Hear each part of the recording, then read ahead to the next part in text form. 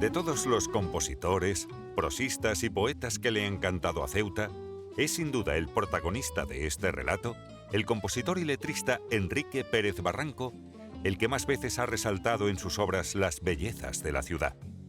Sus canciones han recorrido desde el Monte Hacho a la Mujer Muerta todos los rincones de este querido pueblo. Aunque no nació en Ceuta, se considera un caballa más. Pero, ¿quién es el maestro Barranco? ¿Cuál es su historia? Para mí, uno de los grandes cimientos de la música en Ceuta, sin lugar a dudas. Siempre lo he admirado por su capacidad como músico, y tocaba el piano y componía muy bien. Y todos los músicos pues queríamos colaborar con él, era muy versátil y además una buena persona. No solo se conformó con hacer sonar la música que a él le gustaba, sino que creó, inventó, ahí están los festivales, ahí están los himnos, ahí están las canciones dedicadas a Ceuta que han cantado tanta gente. Los padres del protagonista fueron Enrique Pérez, suboficial de la banda de la música de la Legión del Segundo Tercio Duque de Alba, y la madre Isabel Barranco, natural de Tánger. Mi padre era sargento músico de la Legión, tocaba el trombón. Con la madre embarazada de su segundo hijo, que se llamará Demetrio, y una vez acabada la guerra civil, la banda de música no tardó en regresar a Ceuta. A mi hermano y a mí nos inculcó la música. Él tocaba el violín y yo el piano. Y mi padre presumía con la visita porque teníamos montado un número y se lo tocábamos a todas las visitas que llegaban a la casa. Yo tenía 12 años entonces y mi hermano 10. La vida de nuestro pequeño Enrique fue transcurriendo como la de cualquier otro niño al que se le obligaba a asistir al colegio, pero además se inició en el aprendizaje de estudios musicales. Cuando tuvo uso de razón, ya empezaba a sacarle sonidos al clarinete o tocando el piano vertical. Ingresó para cursar el bachillerato en el Instituto de Enseñanza Media y continuó su preparación musical en el conservatorio, que en aquella época estaba ubicado en lo que hoy es la comisaría de policía, con la intención de dedicarse por completo a la profesión de músico. Al acabar sus estudios con 15 años, su progenitor, tras convencerlo, lo alistó como educando voluntario en la banda de música de la Legión de la que él formaba parte. Él era muy mal estudiante de pequeño y su padre le dijo, pues si no quiere estudiar, conmigo a la Legión, y lo metió en la Legión. Yo ingresé con 15 años y me licencié a los 18. Durante los 3 años que el protagonista de esta historia permaneció en filas, en la banda de música de la Legión, siguió con sus estudios con el profesor Lecea. Cuando yo dejé la Legión, empezó Maracaibo.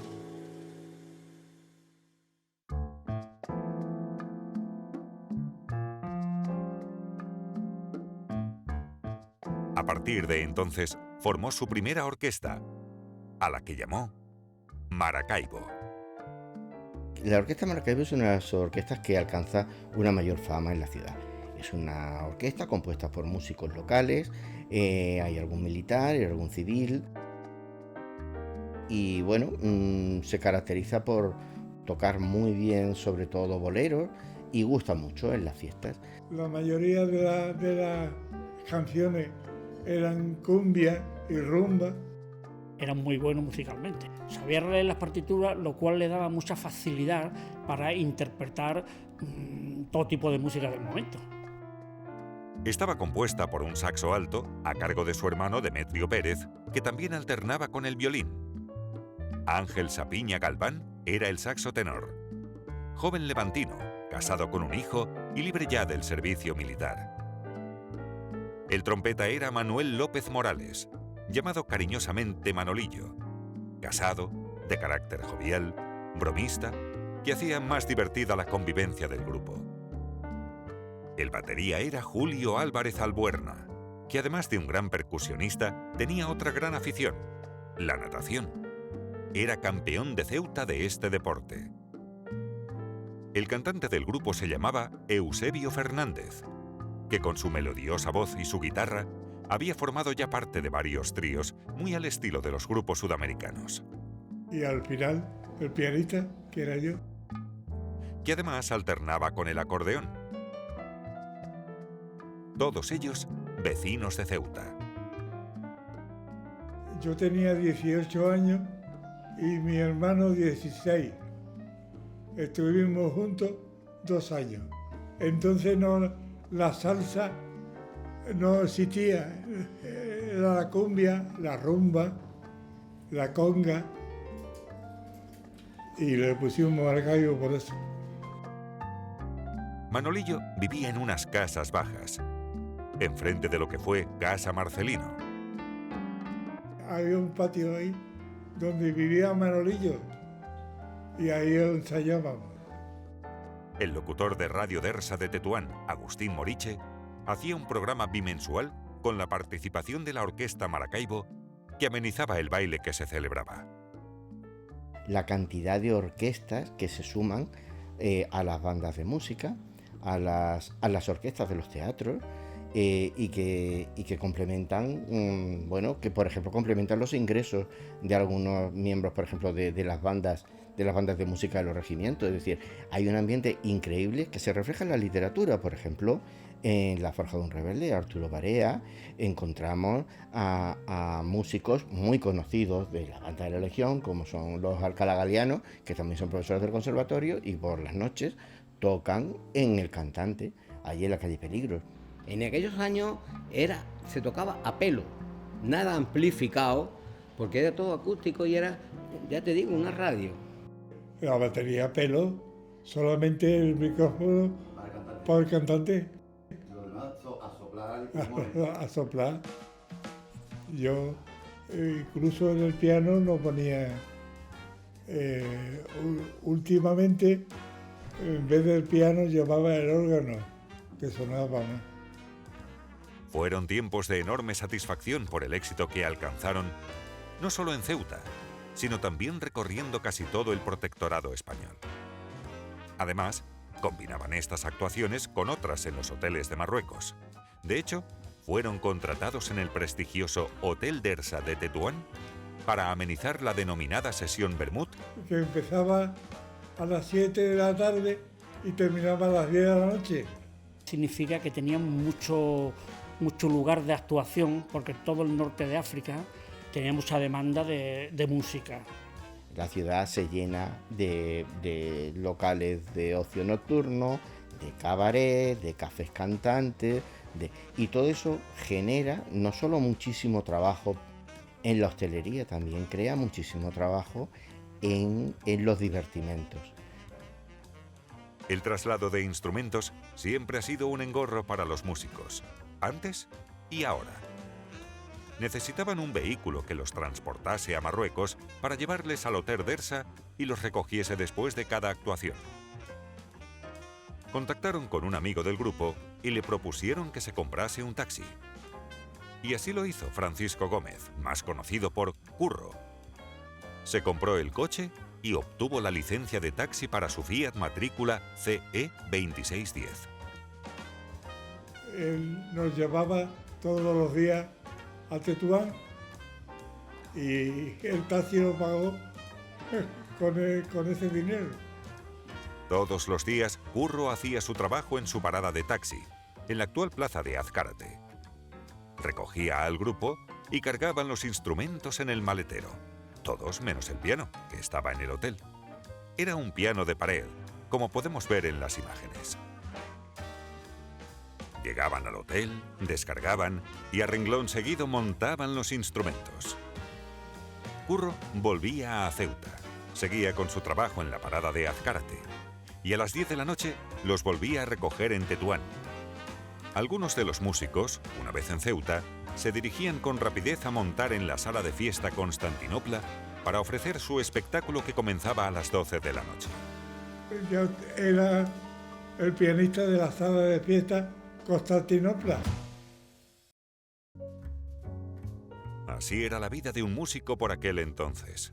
Si tenías la suerte de tener 2 trabajos al día, no se podía desperdiciar. Tampoco se ganaba demasiado.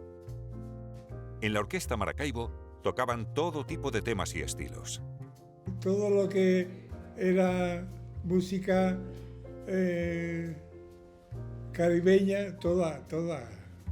Amenizaban todo tipo de fiestas y eventos sociales. La orquesta tenía calidad.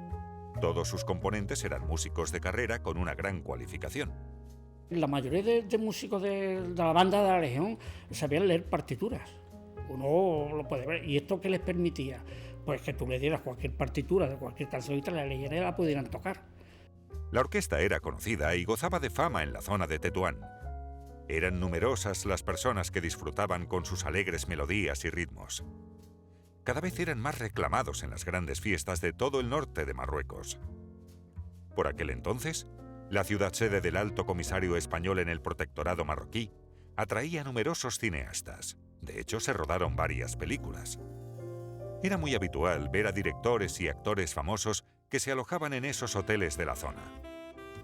Conocemos imágenes que están en la película de Zara, en la que aparece prácticamente de teloneros la Orquesta Maracaibo, y en la que actúa pues Víctor Mature y Anita Ekberg. Nos vistieron de modo.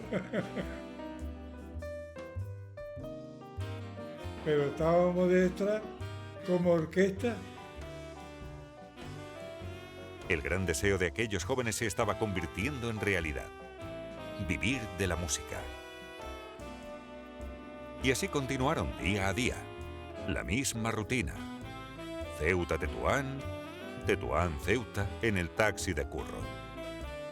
Instrumentos a cuestas y después al Constantinopla. Tocas, duermes y mañana al Tajo. Y así durante 2 años.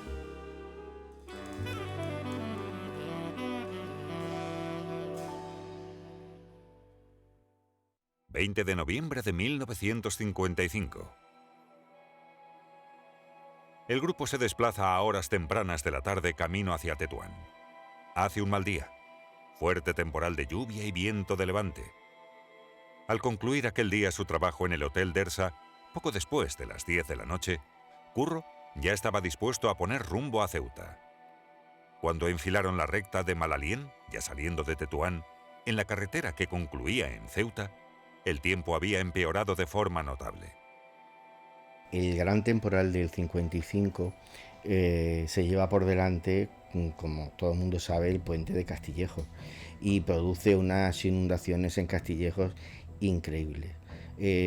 Había muchísimos ceutíes allí, había mucha preocupación. El temporal, ya digo que fue un temporal muy duro. El rincón de Medí se había inundado y había gente en lo alto de los tejados y en la azotea. El administrativo del archivo era Gabriel García Parada, y Gabriel había llegado a Ceuta, entre otras cosas, porque él fue ordenanza de don José Fernández Bacorel. Y cuando él se enteró que en Tetuán de la inundación y estaban todos asustados porque la hija de Fernández Bacorel tenía un bebé y estaba, no sé si sola, en el pabellón que ocupaba en Castillejo, Gabriel se escapó de Tetuán, se fue a Castillejo, encontró a aquella señora que estaba subida al tejado, la sacó de allí y le salvó la vida, a ella y al nieto. Al llegar a la localidad de Rincón del Medic, fueron obligados a detenerse por la policía, ya que eran pocos los que se atrevían a viajar con aquel tiempo infernal en aquellas carreteras. Fueron parando coches para que con las luces ilumináramos a la gente que estaba, a los bomberos y todos los que ayudaban. Y estuvimos allí casi 2 horas. Ya no llegábamos a tocar, pero cuando se terminó aquello, emprendimos la marcha, por lo menos para dormir en Ceuta. Otros vehículos también en la misma situación decidieron no proseguir viaje hasta que amaneciese y mejorase el tiempo. Pero hubo una excepción, la de los músicos y su conductor, que decidieron continuar motivados por las obligaciones para esa misma noche de 3 miembros de la Orquesta Maracaibo.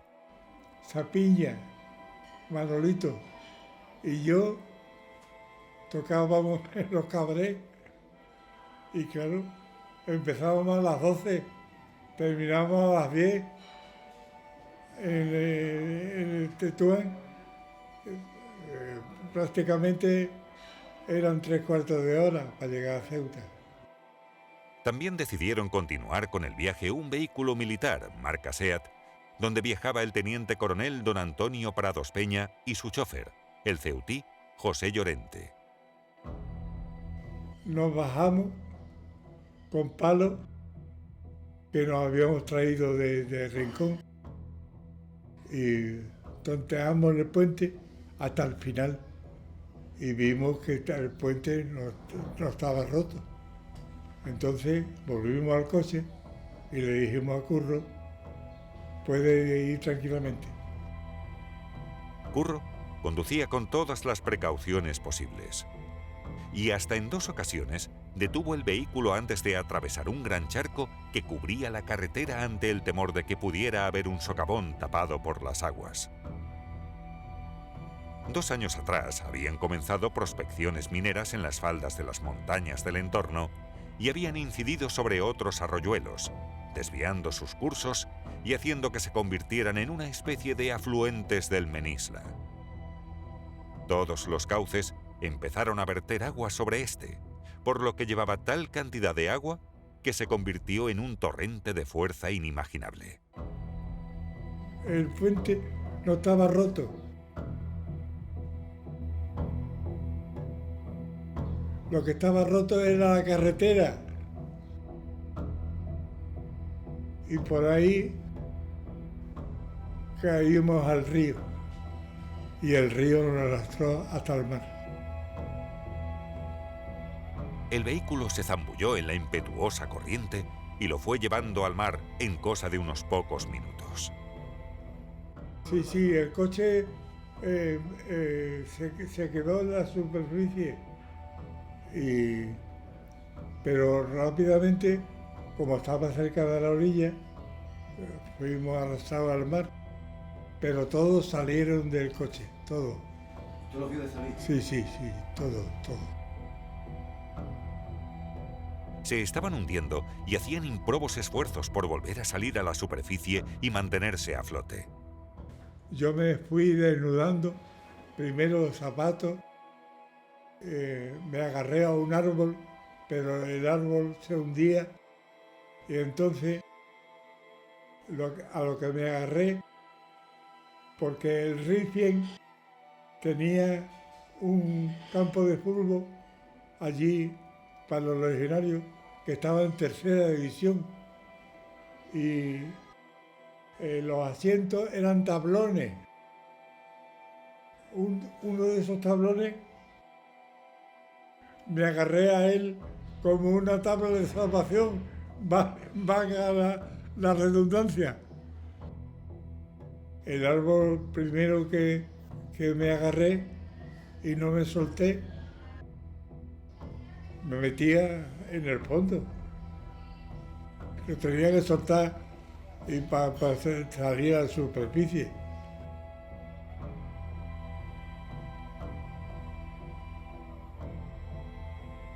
Había muchos árboles y tablas de esas y un mal golpe, aparte de que era el mes de noviembre y el mar estaba muy agitado.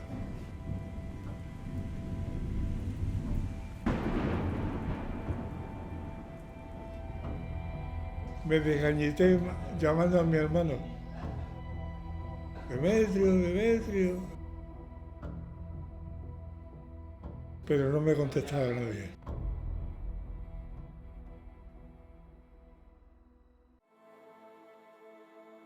Por fin, Tras muchas horas de angustiosos esfuerzos y con momentos de miedo, creyendo que no saldría de aquella, tocó con sus pies la arena del fondo.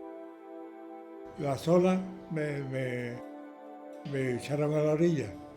Como yo sabía que la resaca me metí las manos en la arena y me aguanté la primera resaca. Entonces se levantó y empezó a correr, tratando de alejarse de la orilla.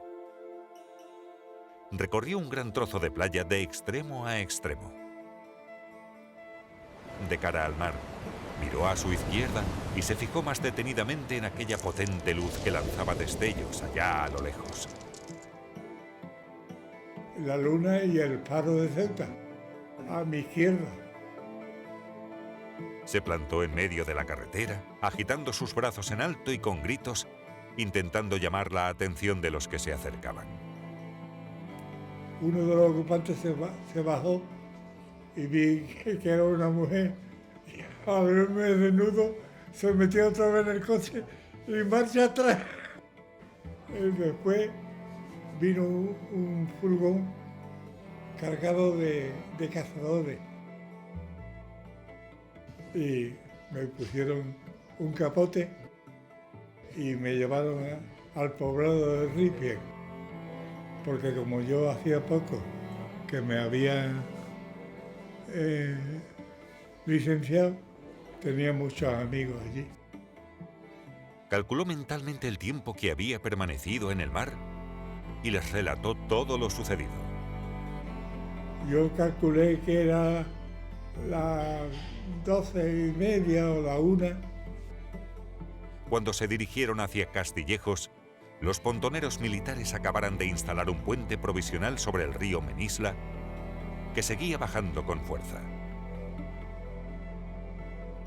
Una vez pasó por la instalación provisional, Quique pudo abrazar por fin a su padre, que le esperaba en la otra orilla del puente. Y preguntando por mi hermano,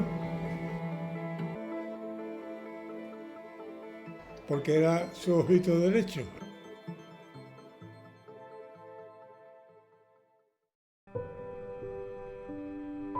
Acudimos a la hemeroteca del periódico local El Faro de Ceuta. Allí podemos leer las labores de rescate de los militares de la zona, pontoneros, ingenieros y la labor de los legionarios que estaban en Dar Rifien, campamento más cercano a la catástrofe. Esa tragedia conmocionó a la ciudadanía ceutí. Y las noticias van llegando con todas las limitaciones que la censura y la información tenían en esas épocas, que todavía las noticias locales brillan por su ausencia en la prensa. Entonces, de pronto llega el rumor, pues, que se ha perdido un barco, que el teniente coronel Prados y su chofer se han ahogado o se los ha tragado el río en la ruptura del puente, y que detrás venía la orquesta de Maracaibo y que también han desaparecido. Todo eso genera pues la preocupación, el disgusto, la conmoción de toda la ciudad, y es totalmente normal. Se iban confirmando los peores augurios. El mar empezaba a devolver los 8 cuerpos sin vida, los 5 componentes de la orquesta, Curro, su conductor, y los del teniente coronel Prados y su chofer, José Llorente. Demetrio, su hermano de 18 años, fue encontrado en la Almadraveta por una marrajera llamada Virgen de los Dolores. Mi hermano apareció a la siguiente semana, 7 días. Los cuerpos de los fallecidos fueron apareciendo cada 2 o 3 días y se procedía a realizar los oportunos velatorios en el cementerio de Santa Catalina y no en los domicilios de los fallecidos, como por aquella época era costumbre. El coche después apareció y sin ningún cadáver.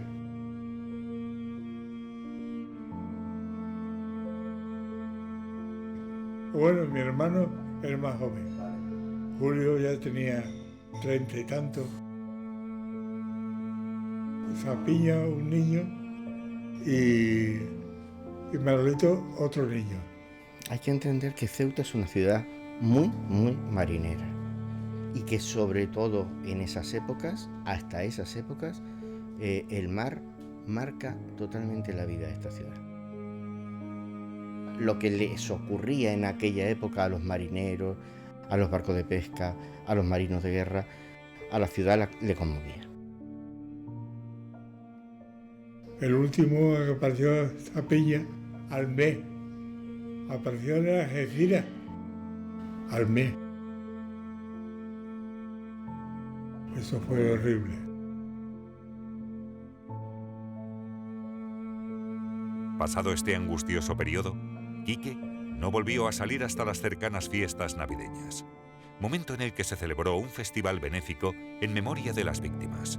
Fue en el Teatro Cervantes. Yo no pensaba en nada, solamente en recuperarme, porque estuve más que nada por huir de la gente, porque mi casa era un continuo abrir la puerta.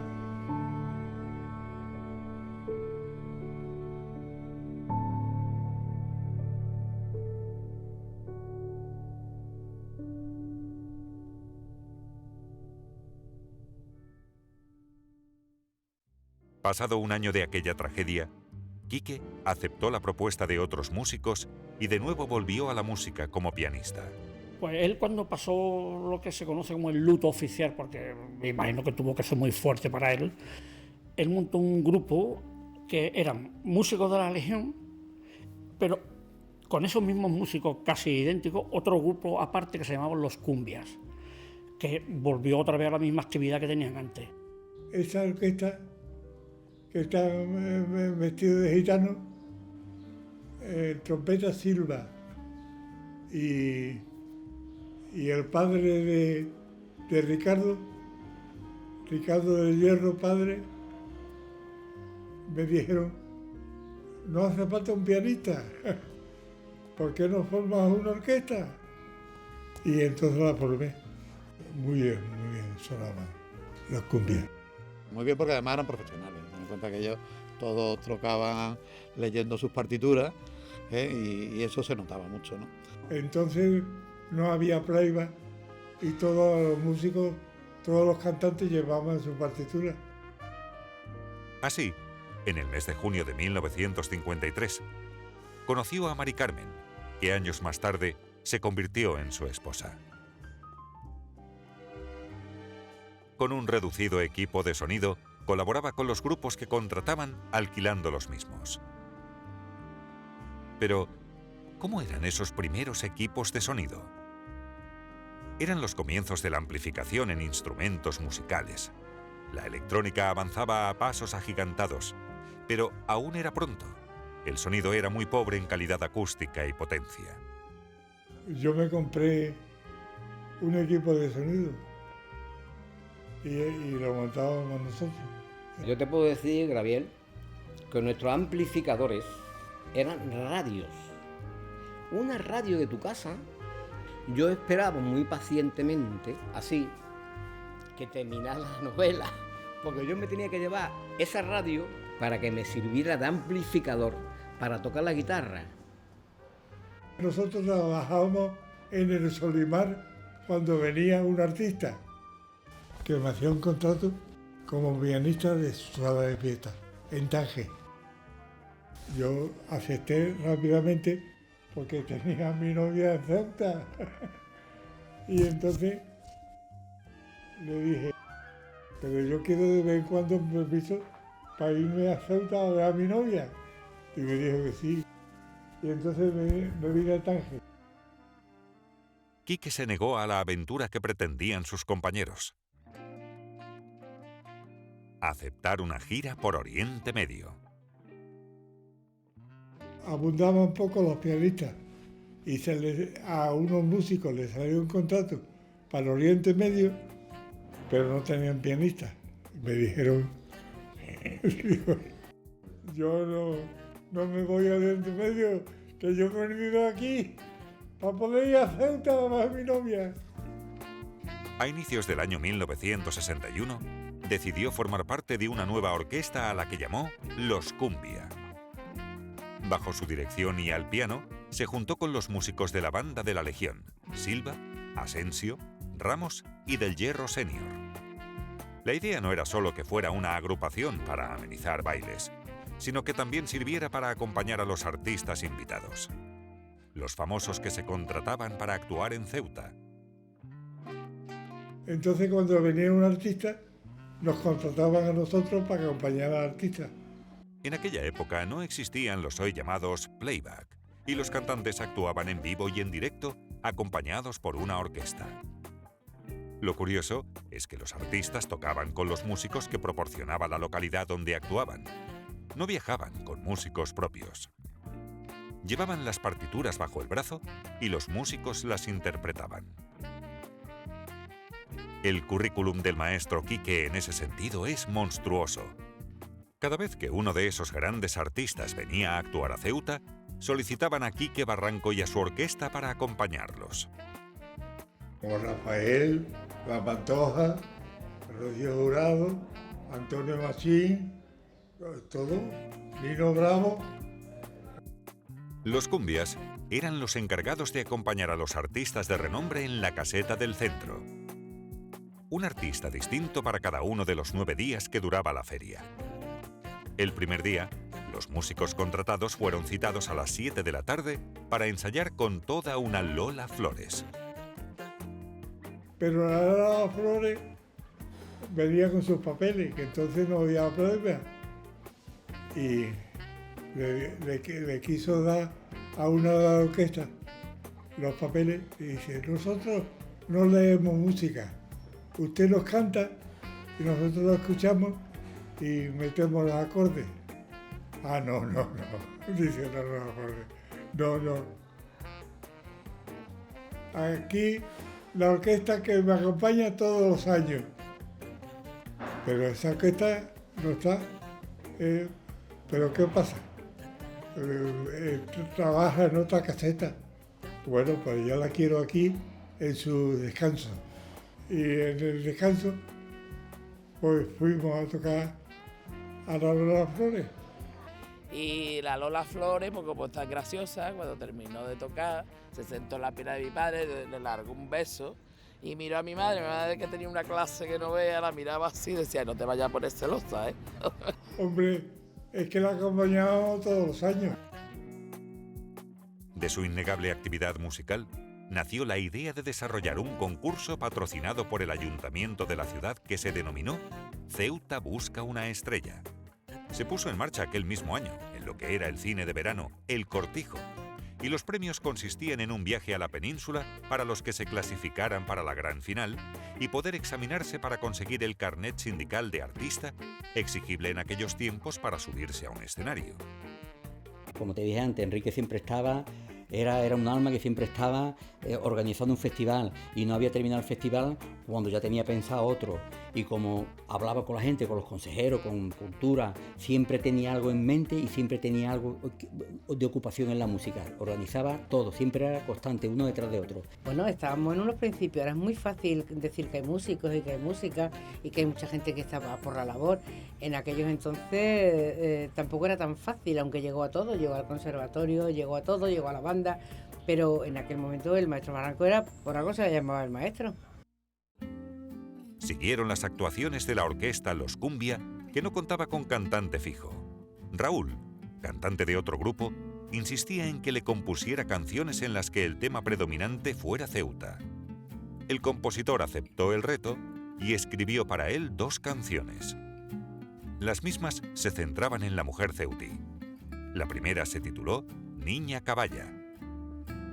Siempre ha querido mucho a Ceuta, entonces era su piloto encendido, ¿no? Tenía que conseguir hacer cosas para que Ceuta sonara, y de hecho sonaron.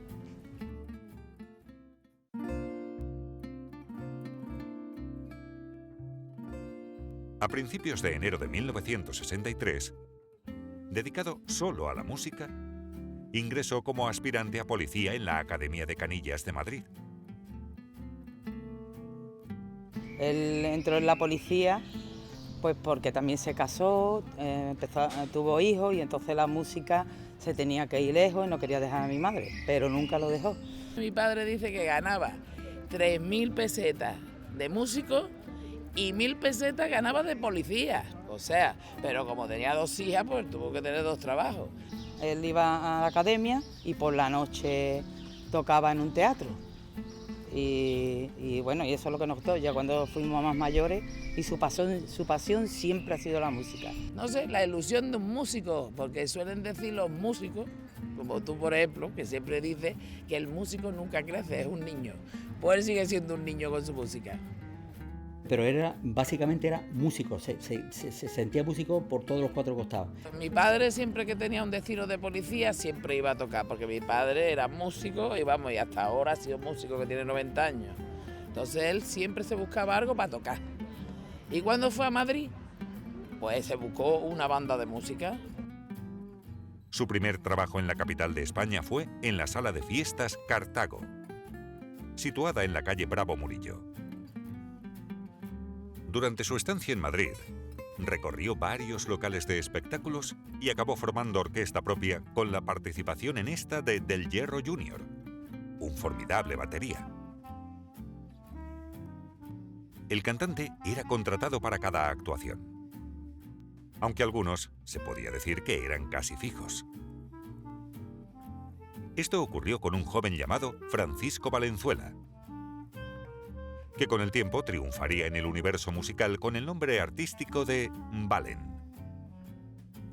Valen es un cantante que empezó en España y la primera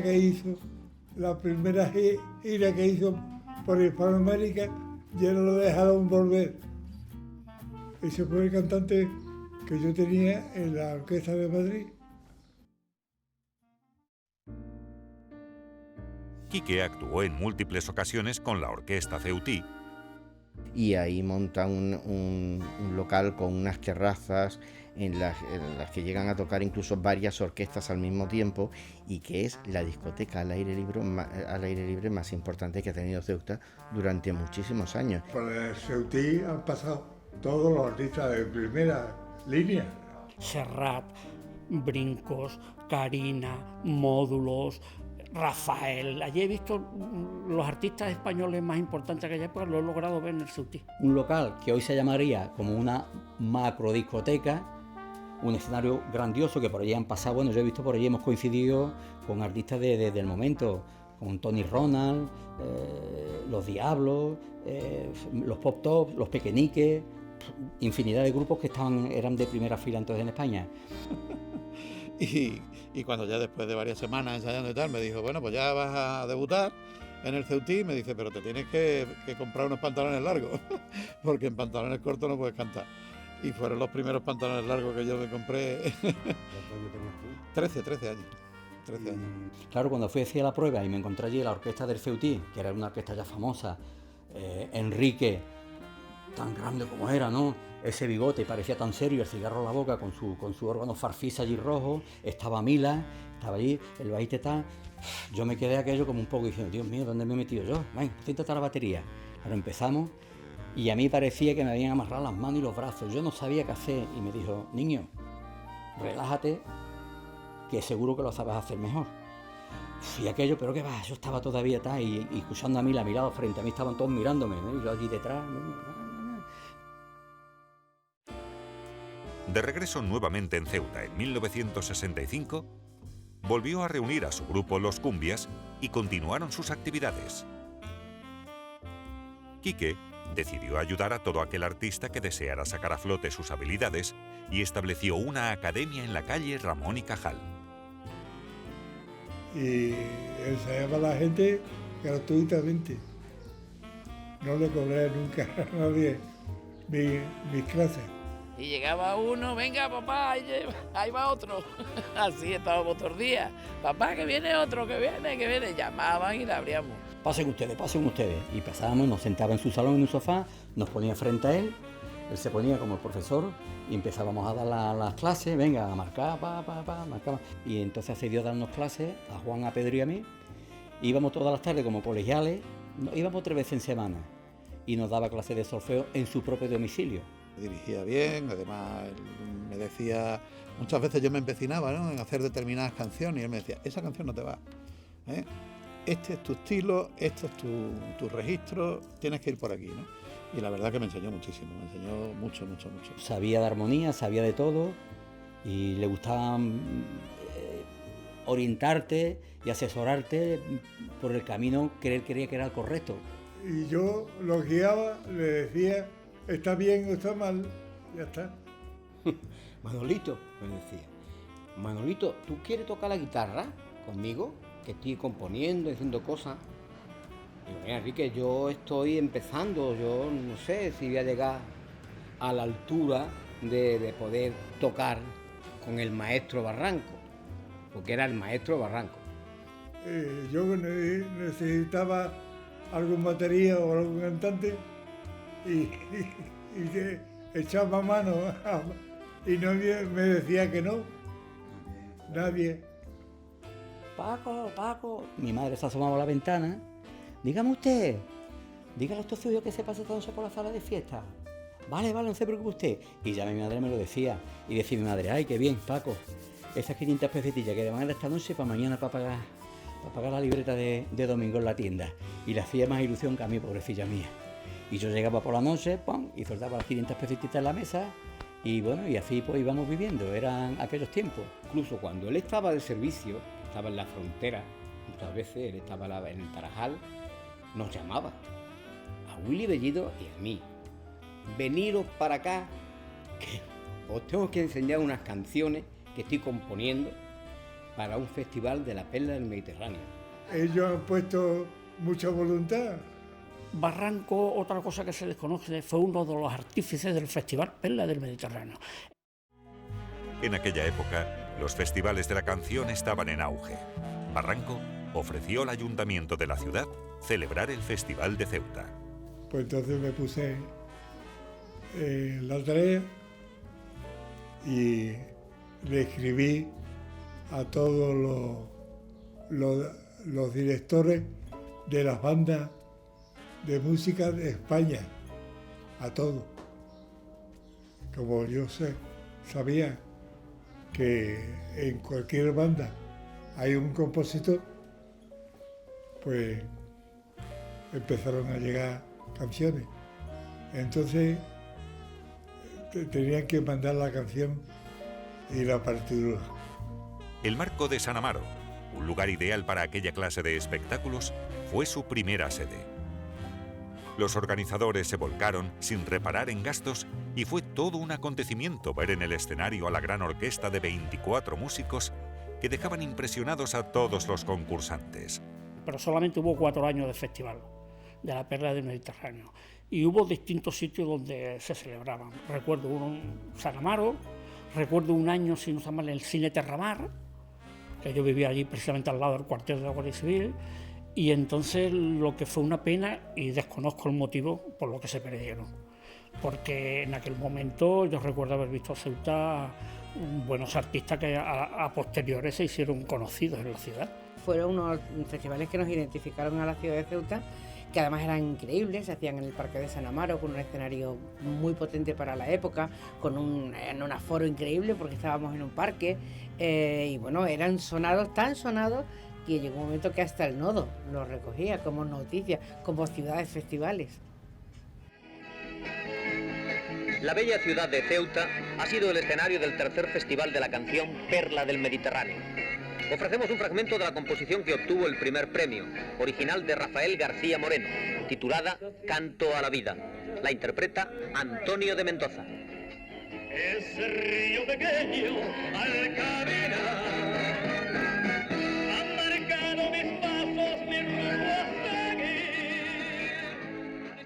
En la primera ocasión, Barranco compuso una canción que de una forma casi milagrosa lo juntó con Tony Mendoza. Tony Mendoza parece ser que él no se presentaba y la persona que iba a representarle la canción tuvo algún problema y entonces se la ofrecieron a Tony, pero se presentó y la ganó. También hubo participación en el otro festival, Ceuta, perla del Mediterráneo, por la composición de la canción Mañana será ese día, para el grupo Eclipse, con todos sus componentes ceutíes. Medina formaron un grupo. Pues estaba tocando con nosotros Manolo Alba, que era el bajista, tocaba Carlos Toro, el batería, Plácido, que tocaba la guitarra, y Luis Gómez, que estuvo muchos años en Sensación, que tocaba el órgano, el teclado. Era el grupo Eclipse. Madre mía de mi vida, cuando...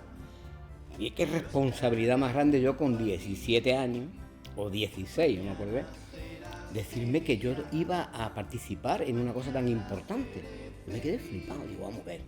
Y entonces Enrique nos hizo participar en ese festival de Perla del Mediterráneo con una canción que nos aprendimos, pues creo que una semana antes. Aprendimos los acordes, aprendimos la letra y aprendimos lo que era la canción en sí, ¿no? Se celebró en el Terramar. Y quedamos los segundos. Nos dieron el segundo premio. A partir de entonces, también Manolo Alba fue un continuo colaborador de Barranco, haciéndose cargo de la luz y sonido de todos los espectáculos que se montaban. Yo cada vez que tenía un festival lo llamaba y era el que se encargaba me montaba los festivales, me los montaba él. Era un equipo de los años aquellos, no sonaba lata, pero para nosotros era la gloria, porque no había otra cosa. Y los Optimus se utilizaba para las iglesias, para los sitios de mítines, y eran unos altavoces metálicos largos que se colgaban en las iglesias, tal. Y eso nos compramos nosotros en Casa Crolba de Ceuta. Hubo otras agrupaciones musicales con los mismos o diferentes estilos, tales como los Búhos, los Meteoros, los Dingos. En alguna ocasión actuó con ellos Jimmy, pero a este se le conoce más por su pertenencia al grupo Los Varones. En Madrid, siguió con sus actividades musicales y recibió un encargo de Ceuta para componer 2 himnos deportivos. Uno para la Sociedad África Ceutí y el otro para la Agrupación Deportiva Ceuta. Claro, esa canción es mía, pero yo se la escribí cuando el Ceuta se llamaba Agrupación Deportiva Ceuta. Julio era policía y estaba destinado en la academia. Entonces me puse de acuerdo con él, vino a mi casa a ensayar los 3 números y fuimos a una grabadora. Me había dicho Rafa que los gastos él correría con ellos y hicimos 100 copias y se las llevó a la Ceuta y se las entregamos a Rafa. De regreso a Ceuta, tras esos 8 años de ausencia, el compositor se integró nuevamente en el mundillo artístico de Ceuta. De ahí surgieron una serie de festivales de carácter local, llamados también Ceuta Busca una Estrella. Porque no querían ya festivales de la perla mediterránea y entonces Ceuta Busca una Estrella. Enrique siempre estaba, era un alma que siempre estaba organizando un festival y no había terminado el festival cuando ya tenía pensado otro. En esta ocasión, del hecho que hablamos, se desarrolló en el antiguo cuartel del Rebellín, cercano al Cine Cervantes, donde hoy precisamente se ubica el nuevo Teatro Auditorio del Rebellín. Hija de Enrique, que en aquellos entonces tenía un bebé, que era Juanito, le decíamos Juanito, que por cierto Enrique le compuso una canción para un festival. Interpretó un tema dedicado a su nieto Juan, que como podemos ver, subió al escenario para oírlo delante de su abuelo. Y bueno, más que un recuerdo de ese momento, porque no es muy claro, es lo que significa, ¿no? He visto las fotos, he visto un vídeo, y vamos, me ha acompañado toda mi vida conmigo. No sé si todavía habrá gente que no haya cantado la última que le escribió.